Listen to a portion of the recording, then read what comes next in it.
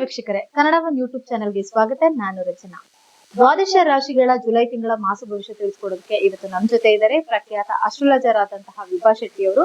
ಬನ್ನಿ ಅವ್ರನ್ನ ಈ ಕಾರ್ಯಕ್ರಮಕ್ಕೆ ಸ್ವಾಗತಿಸೋಣ. ನಮಸ್ಕಾರ ಮೇಡಮ್. ನಮಸ್ತೆ ಮೇಡಮ್. ಮೇಡಮ್, ಇನ್ನೇನ್ ಜುಲೈ ತಿಂಗಳು ಬಂತು. ಸೊ ಈ ಒಂದು ದ್ವಾದಶ ರಾಶಿಗಳ ಮಾಸ ಭವಿಷ್ಯ ತಿಳಿಸ್ಕೊಡೋದಾದ್ರೆ ಮೊದಲಿಗೆ ಮೇಷರಾಶಿ. ಮೇಷರಾಶಿಯವರಿಗೆ ಹೇಗಿದೆ ಅಂತ ತಿಳಿಸ್ಕೊಡಿ. ಖಂಡಿತ ನೋಡಿ, ಈಗಾಗ್ಲೇ ಗುರು ಬದಲಾವಣೆಯಿಂದ ಸಾಕಷ್ಟು ಅವ್ರಿಗೆ ಒಂದು ಒಳಿತನ್ನ ನೋಡ್ಕೊಂಡಿದ್ದಾರೆ. ಅಂದ್ರೆ ಗುರುವಿನ ಒಂದು ದೃಷ್ಟಿಯಿಂದ ಯಾವ ಮನೆಗೆ ಗುರುವಿನ ದೃಷ್ಟಿ ಬೀಳ್ತಿದೆ, ಅದ್ರ ಮೇಲೆ ನಿಮ್ಮ ಜಾತಕದಲ್ಲಿ ಏನೆಲ್ಲ ನಡಿಬಹುದು ನಿಮ್ಮ ರಾಶಿನಲ್ಲಿ ಅನ್ನೋದನ್ನ ನಾವ್ ಇವಾಗ ಪ್ರೆಡಿಕ್ಟ್ ಮಾಡ್ಬೋದು. ಸೊ ಮೊದಲನೇದಾಗಿ ಮೇಷ ರಾಶಿಯವರಿಗೆ ಲಗ್ನಾಧಿಪತಿ ಆಗಿರುವಂತಹ ಕುಜಗ್ರಹ 2ನೇ ಮನೆಯಲ್ಲಿ ಸಂಚಾರ ಮಾಡ್ತಿದ್ದಾರೆ. 2ನೇ ಮನೆ ಅನ್ನೋದನ್ನೇ ಧನಸ್ಥಾನ ಅಂತಾನು ಹೇಳ್ಬೋದು ಮತ್ತು ಕುಟುಂಬ ಸ್ಥಾನ ಅಂತ ಹೇಳ್ತೀವಿ. ಸೊ 2ನೇ ಮನೇಲಿ ನಡೀತಾ ಇರೋದ್ರಿಂದ ಹಣಕಾಸಿನ ಅಭಿವೃದ್ಧಿ ಎಲ್ಲ ತುಂಬಾ ಚೆನ್ನಾಗಿರುತ್ತೆ. ಆದ್ರೆ ಇಲ್ಲಿ ಸ್ವಲ್ಪ ಡ್ರಾಬ್ಯಾಕ್ ಯಾವುದು ಅಂತಂದ್ರೆ ಆತರದ ನಿರ್ಧಾರಗಳನ್ನ ತಗೊಳ್ಳೋದು. ಕುಜ ಅಂದ್ರೇನೆ ಸ್ವಲ್ಪ ಆತರದ ನಿರ್ಧಾರಗಳನ್ನ ತಗೊಳ್ಳೋದು. ಸೆಕೆಂಡ್ ಹೌಸ್ ಅಲ್ಲಿ ಇರೋದ್ರಿಂದ ಫಿನಾನ್ಷಿಯಲ್ ಅಲ್ಲಿ ಸ್ವಲ್ಪ ಏನಾಗುತ್ತೆ, ವೇರಿಯೇಷನ್ಸ್ ಆಗುತ್ತೆ. ಇವ್ರು ಆತರದ ನಿರ್ಧಾರಗಳನ್ನ ತಗೊಂಡು ಏನಾದ್ರೂ ಮೊದ್ಲೇನೆ ಯೋಚನೆ ಮಾಡಿದ್ರೆ ಏನೋ ಒಂದು ಡಿಸಿಷನ್ ತಗೊಂಡ್ರೆ ಅದರಿಂದನೇ ಇವರು ಸಂಕಟ ಅನುಭವಿಸ್ತಾ ಪರಿಸ್ಥಿತಿನೂ ಬರ್ಬಹುದು. ಅದೆಲ್ಲ ಏನಾಗುತ್ತೆ ಅಂದ್ರೆ ಜೀವನದಲ್ಲಿ ಕಲ್ತ್ಕೊಳ್ಳೋಕೆ ಪಾಠಗಳು. ಯಾವುದೇ ಸಮಯ ಬರ್ಲಿ, ಸಂದರ್ಭ ಬರ್ಲಿ, ಯಾವ್ದೋ ಒಂದು ಬಿಸ್ನೆಸ್ ಏನೋ ಮಾಡ್ತಿದ್ದಾರೆ, ಚೆನ್ನಾಗ್ ಆಗ್ತಿದೆ ಅಂದಾಗ ಅವಕಾಶಗಳು ಖಂಡಿತವಾಗ್ಲೂ ಹುಡ್ಕೊಂಡ್ ಬರುತ್ತೆ. ಹಂಗಂತ ಚೆನ್ನಾಗಿ ನಡೀತಿರೋ ಬಿಸ್ನೆಸ್ ನ ಸ್ಟಾಪ್ ಮಾಡಿ ಹೊಸದಿಂಗೇನೋ ಮಾಡೋದಿಲ್ಲ. ಇದ್ರ ಜೊತೆನಲ್ಲಿ ಅದನ್ನ ಮಾಡ್ಕೊಂಡೋದಾಗ ಏನಾಗುತ್ತೆ, ಎಲ್ಲಾನು ಬ್ಯಾಲೆನ್ಸ್ ಆಗುತ್ತೆ. ಸೊ ಯಾವ್ದೋ ಒಂದನ್ನ ನೋಡಕ್ ಹೋಗಿ ಇನ್ಯಾವುದನ್ನು ಬಿಟ್ಟು ಇಲ್ದೇ ಇರೋ ಸಮಸ್ಯೆಗಳನ್ನ ತಂದ್ಕೊಳ್ಳೋದು ಬೇಡ.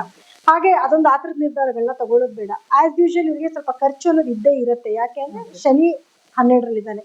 ಆದ್ರೆ ಗುರು ದೃಷ್ಟಿಯನ್ನು ಬೀಳ್ತಾ ಇರೋದ್ರಿಂದ ಸ್ವಲ್ಪ ರೆಡ್ಯೂಸ್ ಆಗತ್ತೆ. ಏನು ಇವಾಗ ಆಗ್ತಿರುವಂತ ಒಂದು ಖರ್ಚು ಜಾಸ್ತಿ ಏನಾಗ್ತಿತ್ತು ಅದ್ರಲ್ಲಿ ಒಂದ್ ಸ್ವಲ್ಪ ರೆಡ್ಯೂಸ್ ಕೂಡ ಆಗ್ತಾ ಇರುತ್ತೆ. ಇನ್ನು ಅದು ಬಿಟ್ರೆ ಇವರಿಗೆ 3ನೇ ಮನೆಯಲ್ಲಿ ಸೂರ್ಯ ಮತ್ತೆ ಬುಧರ ಸಂಚಾರ ಆಗ್ತಾ ಇದೆ. ಸೂರ್ಯನ ಸಂಚಾರ 3ನೇ ಮನೇಲಿ ಆಗ್ತಾ ಇರೋದ್ರಿಂದ ಇವ್ರಿಗೆ ಏನಂದ್ರೆ ಸ್ವಲ್ಪ ಧೈರ್ಯ ಜಾಸ್ತಿ. ಏನ್ ಕೆಲಸ ಮಾಡಬೇಕು ಈ ಧೈರ್ಯ ತನ್ನೋದ್ರಿಂದಾನೇ ಆತರದ ನಿರ್ಧಾರಗಳನ್ನ ಆಗುತ್ತೆ ಬಿಡು, ನನ್ ಕೈಲಿ ಆಗುತ್ತೆ ಬಿಡು ಅನ್ನುವಂತ ಡಿಸಿಷನ್, ಅಂದ್ರೆ ಓವರ್ ಕಾನ್ಫಿಡೆನ್ಸ್ ಅಲ್ಲಿ ಸಡನ್ ಡಿಸಿಷನ್ ತಗೊಂಡು ಈ ತರ ಆಗೋ ಚಾನ್ಸಸ್ ಇರುತ್ತೆ. ಕರೆಕ್ಟ್ ನೀವು ಹೇಳಿದ್ದು. ಸೊ ಅದಾದ್ಮೇಲೆ 3ನೇ ಮನೆಯಿಂದ 4ನೇ ಮನೆಗೂ ಕೂಡ ಸೂರ್ಯ ಸಂಚಾರ ಮಾಡ್ತಾನೆ. ಇವ್ರಿಗೆ ಭೂಮಿಯಿಂದನೂ ಲಾಭ ಆಗುತ್ತೆ. ಮತ್ತೆ ಯಾಕಂದ್ರೆ ಕುಜನೇ ಅಲ್ವಾ, 2ನೇ ಮನೇಲಿ ಬೇರೆ ಬರ್ತಾ ಇದ್ದಾರೆ. ಸೊ ಭೂಮಿಯಿಂದ ಲಾಭ ಆಗೋದು, ಮಾರೋದು, ತಗೊಳ್ಳೋದು, ಈ ರಿಯಲ್ ಎಸ್ಟೇಟ್ ಬಿಸ್ನೆಸ್ ಯಾರು ಮಾಡ್ತಿರ್ತಾರೆ ಅಂತವ್ರಿಗೂ ಕೂಡ ಬಹಳಷ್ಟು ಅನುಕೂಲಗಳಾಗುತ್ತೆ.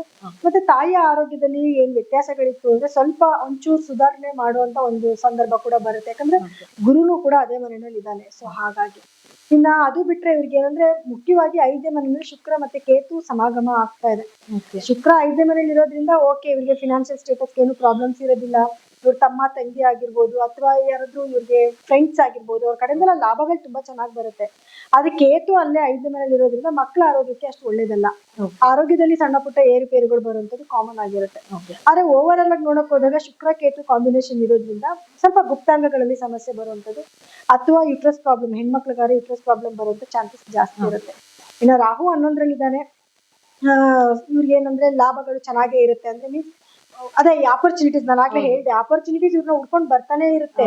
ಇವ್ರ ಏನ್ ಮಾಡ್ಬೇಕು, ಮೈಂಡ್ ನ ಇದಾಗಿ ಇಟ್ಕೋಬೇಕು, ಯಾವ್ದ್ ಮಾಡ್ಬೇಕು ಯಾವ್ದ್ ಮಾಡ್ಬಾರ್ದು ಅಂತ ಆತರ ನಿರ್ಧಾರ ತಗೊಂಡಿಲ್ಲ ಅಂದ್ರೆ ಖಂಡಿತವಾಗ್ಲೂ ಒಳಿತನ್ನ ನೋಡ್ಬಹುದು. ಯಾಕಂದ್ರೆ ಗುರು ದೃಷ್ಟಿ ಇವ್ರಿಗೆ ತುಂಬಾ ಚೆನ್ನಾಗಿದೆ. ಯಾಕಂದ್ರೆ ಇವ್ರಿಗೆ 10ನೇ ಮನೆ ಗುರು ದೃಷ್ಟಿ ಬಿದ್ದಿದೆ, 7ನೇ ಮನೆ 8ನೇ ಮನೆ ಗುರು ದೃಷ್ಟಿ ಬಿದ್ದಿದೆ.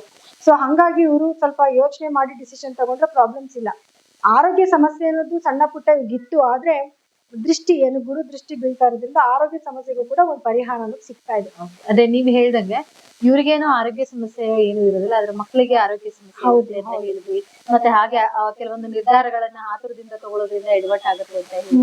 ಸೊ ಹಾಗಿದ್ರೆ ಕೆಲವೊಂದು ಸಮಸ್ಯೆಗಳಂತ ಬಂದಾಗ ಅದಕ್ಕೆ ಪರಿಹಾರ ಮಾಡ್ಕೊಳ್ಳೋದಾದ್ರೆ ಯಾವ ರೀತಿ ಮಾಡ್ತಾರೆ? ಖಂಡಿತ ನೋಡಿ, ಈಗ ಪರಿಹಾರ ಅಂತ ಬಂದಾಗ ಮೊದಲನೇದು ರಾಶ್ಯಾಧಿಪತಿಗೆ ಪರಿಹಾರ ಮಾಡ್ಕೋಬೇಕು. ರಾಶ್ಯಾಧಿಪತಿ ಪರಿಹಾರ ಅಂದ್ರೆ ಇವ್ರಿಗೆ ಕುಜನೇ ಆಗ್ತಾನೆ ರಾಶ್ಯಾಧಿಪತಿ.